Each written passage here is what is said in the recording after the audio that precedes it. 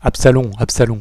C'est d'abord une chaleur poisseuse, une vieille demoiselle qui parle trop vite, et un étudiant, Quentin Compson, qui écoute jusqu'à suffoquer. On se dit, on saura enfin l'histoire d'une famille. On comprend vite qu'on va surtout entendre comment une ville se raconte elle-même pour maquiller ses fautes. Le roman est une séance de spiritisme. On convoque les morts, et ce sont eux qui conduisent. Le point de départ tient dans un projet fou. Thomas Stupent débarque au Mississippi avec le dessein de bâtir une dynastie à partir de rien. Terrain arraché à la boue, domaine nommé Stupensundred, mariage convenable, héritier mâle, tout est plein. Mais au cœur de la belle mécanique se loge une fêlure. Un passé caribéen, une première union à Haïti, un fils, Charles Bon, que Stupens reniera en découvrant le sang mêlé. Des années plus tard, Bon vient, s'éprend de Judith, la fille de Stupens. Henri, frère de Judith et ami de Bon, apprendra l'indicible et tirera à la grille le jour des noces. À partir de là, l'histoire se répète à plusieurs voix. Miss Rosa Coldfield, Monsieur Compson, Quentin, puis Cherve Harvard. Chacun raconte, corrige, réécrit. Les enjeux sont limpides et terribles. Le roman fouille l'obsession de pureté, la hiérarchie raciale, le mythe viril d'une Amérique qui se croit créatrice ex nihilo. Stupens veut un royaume. Il découvre qu'on ne bâtit pas un avenir en effaçant une origine. L'inceste suspendu, le métissage refoulé, la guerre qui arrive comme une sanction, tout converge. Faulkner parle du Sud, bien sûr, de son péché fondateur.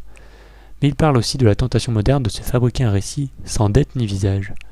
On se reconnaît parfois dans ce besoin d'ordre qui écrase ce qu'il ne veut pas voir. La grande force du livre, c'est sa polyphonie d'orfièvre.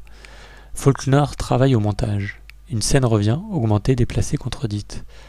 Les phrases s'allongent comme des lianes, la syntaxe s'allète. L'oralité passe du salon au dortoir de Harvard.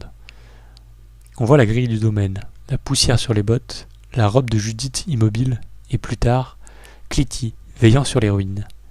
Images inoubliables, le tir à la porte, l'assassinat de Stupens par Wash Jones au milieu des herbes. L'incendie final de Stupensundred, brasier qui clôt une lignée et éclaire un mensonge. Le roman est moins une intrigue qu'une enquête mythologique. On assemble des fragments jusqu'à produire une vérité instable mais nécessaire. Le livre exige de la patience. Les retours, les conjectures, les hypothèses sur hypothèses peuvent lasser le lecteur pressé. Les femmes sont souvent prises dans le théâtre des hommes, condamnés à la pause.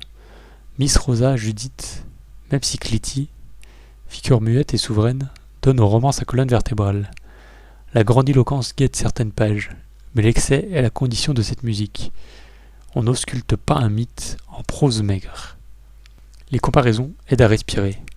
On pense à Conrad, pour la plonger dans un cœur des ténèbres morales, à la Bible pour le titre et le deuil du père. On entend aussi Le bruit et la fureur, autre roman de Compson, écho de leur ruine familiale. Plus loin, Garcia Marquez prendra cette manière de faire circuler la rumeur dans une ville et d'en faire histoire. Et aujourd'hui, on voit nos batailles de mémoire, statues renversées, récits officiels corrigés, héritage scruté.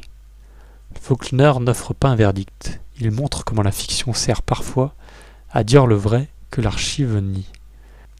Deux garçons du Nord, dans une chambre glaciale, recousent le passé du Sud à force d'imagination. Quentin chancelle.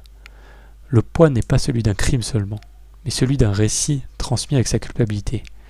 Faulkner nous met au défi. Peut-on habiter un pays sans hériter de ses fantômes ? À la fin, il reste des cendres, des noms, une phrase qui refuse de se fermer. Et notre oreille soudain devient responsable. Absalom, Absalom nous rappelle que le Sud n'est pas derrière nous. Il commence chaque fois qu'on confond un dessein avec une innocence. Et il ne finit pas quand on ose, enfin, raconter tout haut ce que la maison longtemps a chuchoté à voix basse. Retrouvez le lien pour commander le livre en version papier ou audio dans la description.